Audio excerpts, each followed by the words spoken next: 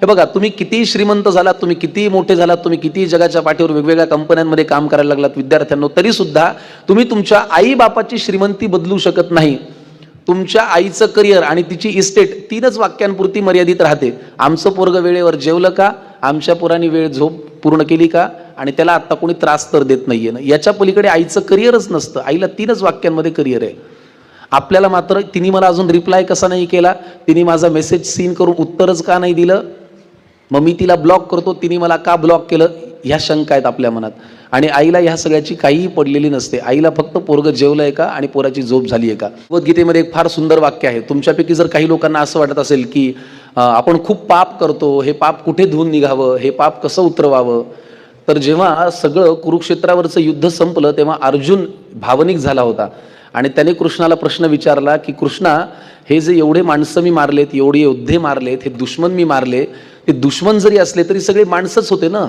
आता ही माणसं मारल्याचं केवढं पाप माझ्या डोक्यावरती आलंय. मग मला आता तू एक काम कर कृष्णा, तू मला एवढं मार्गदर्शन करतोस ना, तू एक काम कर, मला असं कुठलं तरी एखादं तीर्थक्षेत्र सांग, मला कुठली तरी जागा सांग जिथे डोकं टेकवल्यानंतर माझं हे सगळं पाप धुवून निघेल, हे कुठलंही पाप माझ्या डोक्यावरती राहणार नाही. तर कृष्ण भगवानाने जे उत्तर दिलं ते ऐकून तुम्हाला सुद्धा अवाक व्हायला होईल. कृष्ण भगवान उत्तर आहे तेवढं स्मार्ट आहे. भगवद्गीतेमध्ये शेवटच्या अध्यायामध्ये ओवी आहे, तुम्ही जाऊन वाचा, तुम्हाला लक्षात येईल. ते असं म्हणाले की सकल तीर्थाची दुरे जिये का माता पितरे तया सेवेसी किर शरीरे लोण कीजे. अर्जुना, तुझ्या डोक्यावरती जर पाप आलंय असं तुला वाटत असेल तर जगातलं कुठलंही पाप धुवून काढायची क्षमता एका तीर्थक्षेत्रामध्ये आहे. त्या तीर्थक्षेत्राला तू जा, तिथं तू डोकं टेकव. सकल तीर्थाची धुरे जिये का माता पितरे तया सेवेसी किर शरीरे लोण कीजे. अर्जुना, जगातली सगळी पापं धुवून काढणार एक तीर्थक्षेत्र आहे, तिथंच तू जाय, आणि ते म्हणजे तुझ्या आई बापाचे पाय.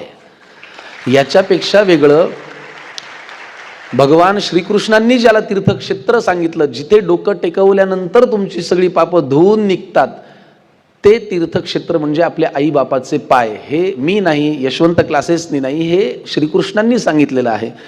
याचं कारण असं आहे की आज आम्ही आता कुटुंब कीर्तन नावाचं एक नवीन नाटक लिहिलं आणि ते आता चालू आहे रंगमंचावरती. तर त्या नाटकामध्ये फार छान वाक्य लिखाणात आलं की आज घराघरामध्ये भांडणं, वादविवाद, आणि मेल्यावर आई तुझा आशीर्वाद.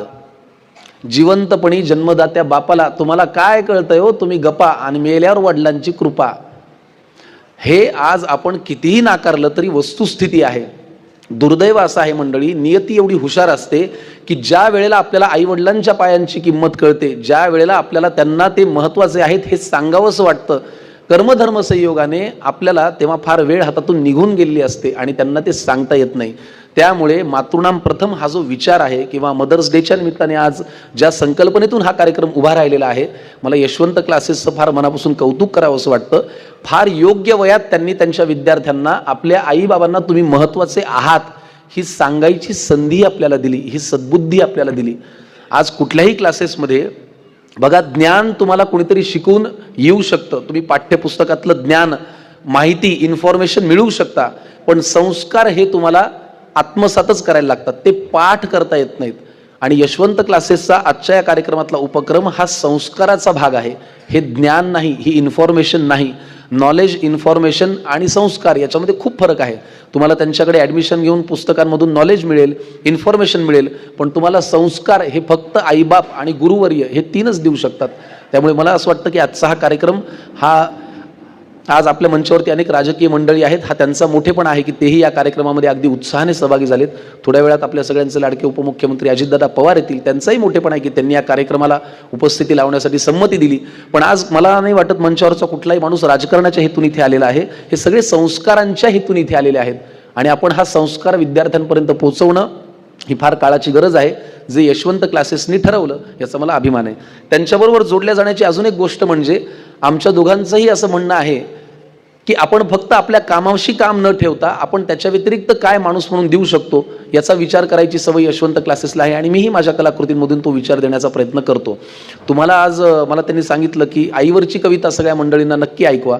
मी ती ऐकवतो, पण मला आधी ते असं वाटतं की बघा, आपण घराघरामध्ये नेहमी असं म्हणतो, तुमच्यापैकी किती लोक आत्तापर्यंत असं म्हणाले की आज मला बोर झालंय? हात वर करा विद्यार्थ्यांनी. तुम्हाला किती असं वाटलंय?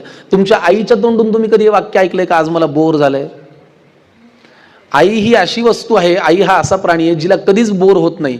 झालं तरी ती सांगत नाही. मी लॉकडाऊनच्या काळामध्ये माझ्या आईला प्रश्न विचारला होता की आई, आम्ही आता 2-3 महिने झाले घरात आहोत, आम्हाला खूप बोर होतंय ग. तर ती हसली. मी म्हणलं आई तुला नाही बोर होत का? तर माझ्या आईचं उत्तर असं होतं, ती म्हणाली बाळा मी घराच्या बाहेर पडतच कधी होते मला बोर व्हायला. तसं आहे जगातला सगळ्यात थँकलेस जॉब, जिला कधीही आपण थँक्यू म्हणत नाही, 24/7 जो चालूच असतो, जो ती झोपेत असतानाही बंद होत नाही, आणि तो म्हणजे आपल्या आईचा जॉब.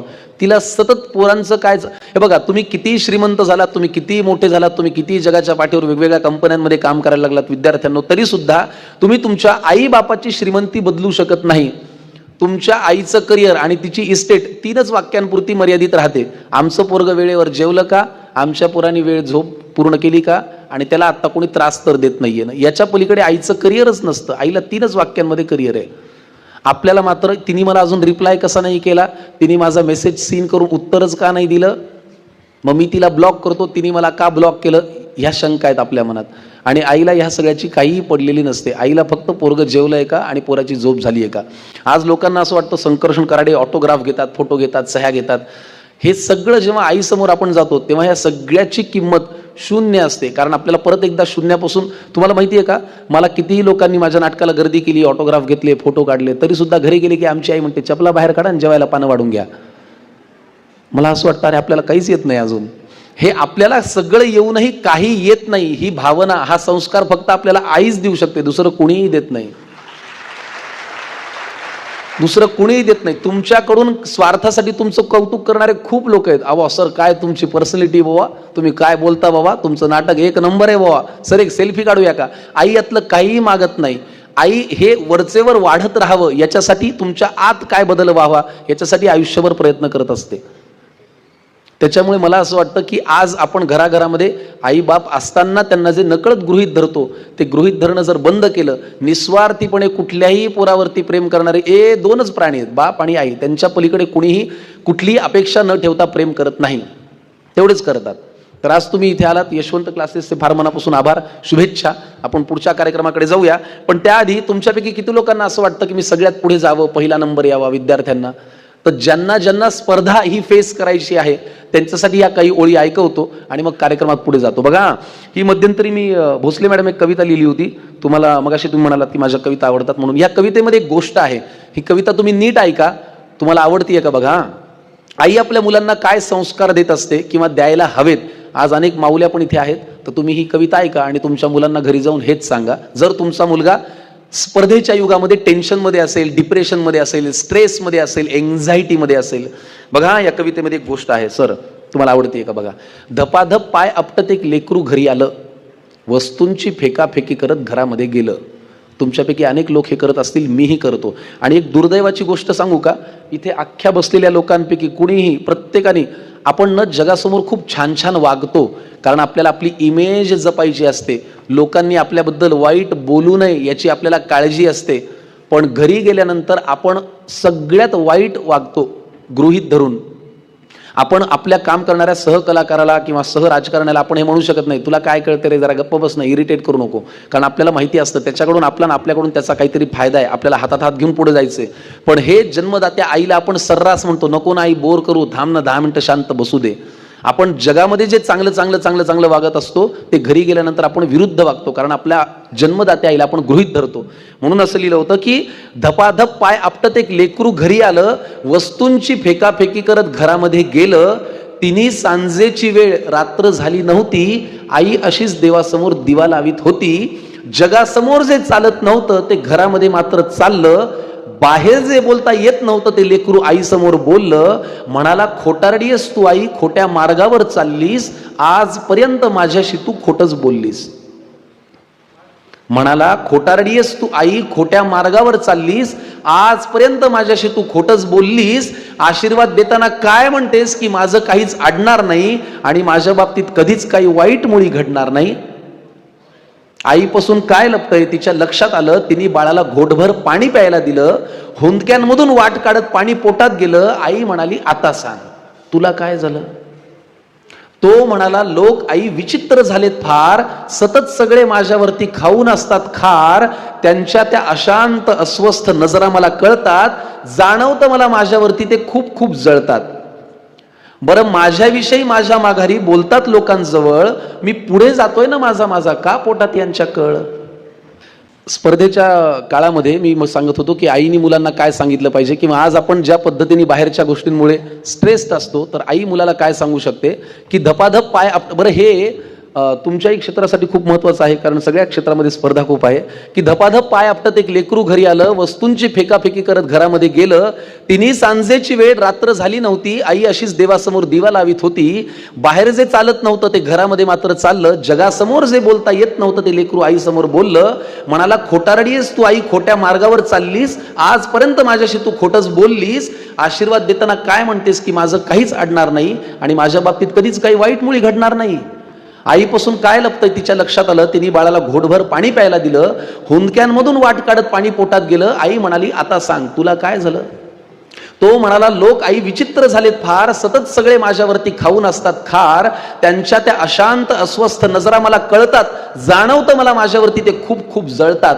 बरं, माझ्याविषयी माझ्या माघारी बोलतात लोकांजवळ, मी पुढे जातोय ना माझा माझा, का पोटात यांच्या कळ. बरं, वाईट याचं वाटतं की या वाईट लोकांचा एक संघ झालाय. क्षेत्र कुठलंही असू द्या, वाईट माणसं एकत्र येतात. जे लेकरू आईला सांगतंय की वाईट याचं वाटतं की या वाईट लोकांचा एक संघ झालाय आणि मी वाईट वागत नसून यांनी मला बाजूला केलाय. आई म्हणाली, बाळा तुला माझा प्रश्नच नाही कळला, मी तुला काय झालं म्हणाले, तू त्यांचा त्रास सांगितला. आई म्हणाली, बाळा तुला माझा प्रश्नच नाही कळला, मी तुला काय झालं म्हणाले, तू त्यांचा त्रास सांगितला. सोडून दे ना तुझ्यावरती ते रुसतायत का हसतायत, कारण तुला पूर्ण करायची स्वप्न ही तुझ्याच डोळ्यांना दिसतायत. त्यामुळे पुढचा आईचा सल्ला फार महत्वाचा आहे की तुझ्या अपयशाची लोक पाहतायत ती सगळी स्वप्ने खोटी कर. विद्यार्थ्यांनो, तुझ्या अपयशाची लोक पाहतायत ती सगळी स्वप्ने खोटी कर, दुसऱ्यांची रेघ पुसण्यापेक्षा तू स्वतःची मोठी कर. आणि हे केलंस तर तुझं खरंच काही अडणार नाही. आणि आई आजही तेच म्हणेल, माझ्या बाळाचं वाईट काही घडणार नाही. आईच्या तोंडी देवाचा साक्षात्कार घडला आणि तिने लावलेल्या दिव्याचा लख प्रकाश पडला. मुद्दा हा आहे, आज स्पर्धेच्या काळामध्ये आपण सगळेजण स्पर्धेनी, एन्झायटीनी, डिप्रेशननी, स्ट्रेसनी ग्रस्त आहोत. पण अशा वेळेला आपल्याला कुणाची इतराची रेघ पुसायची नाहीये, स्वतःची मोठी करण्यात आपलं आयुष्य अभ्यास व्यतीत करायचा आहे. तुम्हाला तुमच्या सगळ्या कार्यासाठी, संकल्पांसाठी खूप मनापासून शुभेच्छा.